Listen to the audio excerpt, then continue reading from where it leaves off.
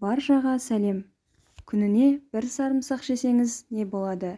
Видеода сол туралы айтатын боламын. Каналға тіркеліп, видеоны соңына дейін көріңіздер. Әдетте тұмау тигенде, не болмаса ас мәзірінде қолданылатын сарымсақтың емдік қасиеті мол екенін біле бермейміз. Ал оның Құранда да, хадистерде де айтылатындығына көңіл аудардыңыз ба? Әр ісі хикметке толы, Хәкім Раббымыз сарымсақты да адам баласына өте пайдалы етіп жаратыпты.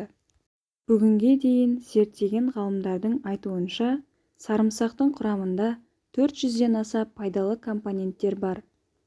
Иммунитетті нығайтады, организмді қоршаған ортаның зиянды әсерінен қорғайды, ағзадағы бактерияларды өлтіреді. Асқазан ішек жолдарына, жүрек талма ауруларына ем, микробты болдырмайды, жараны тез жазады, ауруды басады, ішек құрттарды жояды, қақырықты түсіреді. Сарымсақ суық деген ауруларға да таптырмайтын ем.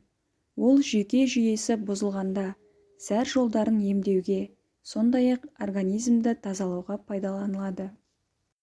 Сарымсақтың құрамындағы дәрумендер теріні серпінді етеді. Безеудің пайда болуын азайтады. Әжімнің, бет терісінің қартаюын алдын алады. Ол үшін сарымсақтан жасалған маска жасау міндетті емес. Күніне сарымсақтың 1-2 бөлігін жесеңіз болғаны.